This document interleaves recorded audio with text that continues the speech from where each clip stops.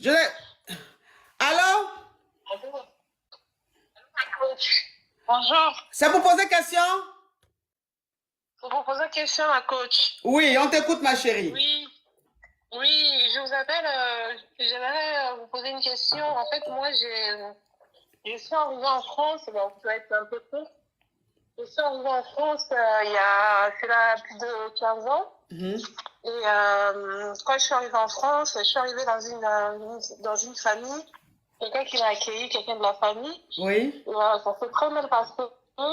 En 2004. Et en fait, en 2010, je me suis retrouvée au foyer. Et au foyer là-bas, en fait... Ma chérie, tu as bouché... Ma chérie, ma chérie, tu as mis quelque chose sur ta bouche pour ne pas qu'on reconnaisse ta voix. On n'entend pas ce que tu dis, on ne comprend rien. Donc, s'il te plaît, si tu penses qu'on peut te reconnaître... Rien mis du tout. Voilà. Non, mais dans ce cas, il faut enlever le haut-parleur, il faut enlever l'écouteur parce qu'on n'entend rien du tout. Attendez. Et s'il te plaît, si tu peux articuler pour qu'on puisse comprendre ce que tu veux dire. S'il te plaît. Oui, ça y est, j'ai enlevé le haut-parleur. Ok. Oui, j'étais en train de dire, en fait, moi, je suis arrivée en France. J'avais 17 ans. Et en fait, je suis arrivée... il y a une grande cousine à moi qui avait accouché, qui avait besoin d'aide pour garder les enfants. Donc, je suis arrivée dans leur famille.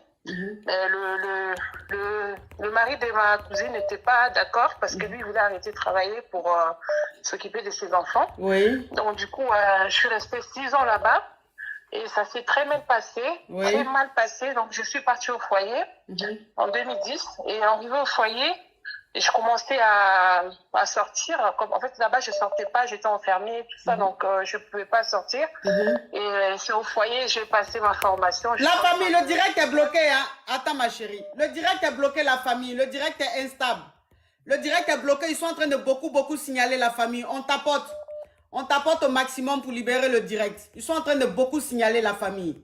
Le direct cale. Oui, le direct cale. Ils sont en train de beaucoup signaler. On tapote la famille.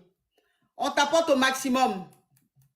On tapote. Ils sont en train de beaucoup signaler. Tapoter la famille. On tapote. J'enlève les commentaires. J'enlève les commentaires. Comme ça, vous tapotez. Après, je remets les commentaires. Ils sont en train de beaucoup signaler. Hein? Les crabes sont là. Les jataos sont là. Ils sont en train de signaler. Donc, on tapote.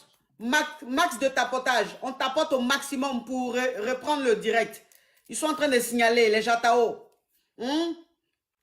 Les jataos, ceux qui m'envient là, qui ont envie de faire mon audience, qui ont envie d'avoir ma vie là, et puis ils ne peuvent pas, ils ne pourront jamais là.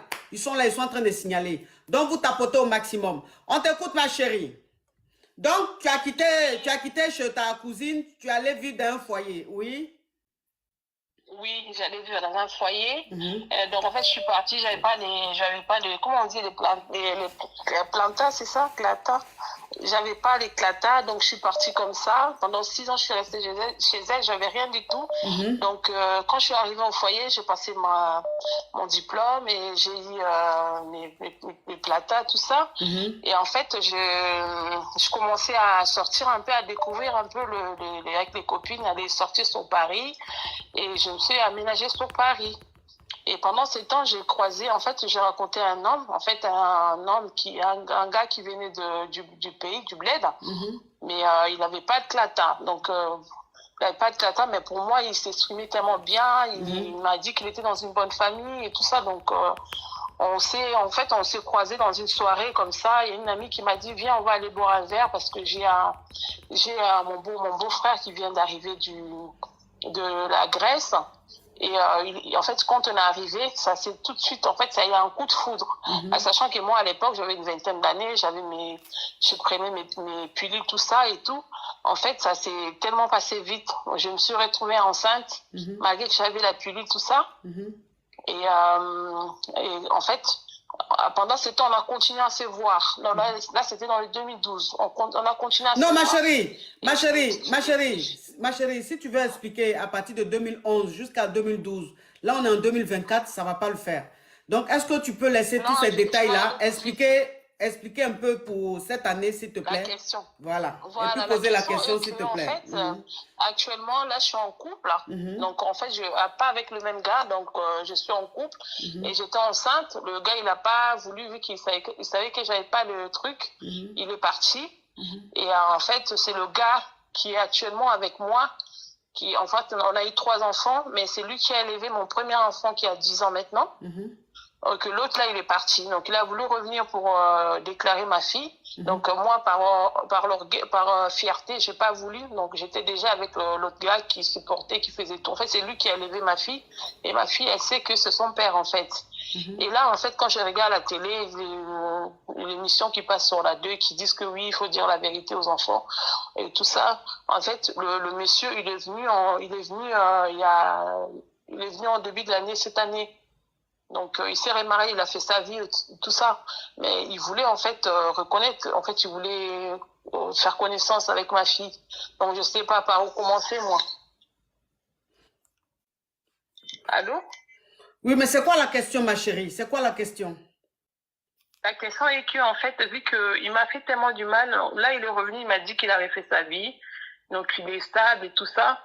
En fait, il veut être en contact avec sa fille. En sachant que moi, ma fille, c'est la fille de mon homme qui est à la maison, ça se passe bien aussi. Oui, donc tu veux savoir si le monsieur, tu le laisses reconnaître sa fille ou pas, 10 ans après. Même pas, oui, même pas reconnaître, c'est juste qu'elle sache que c'est son père, en fait, lui, il veut une seconde chance.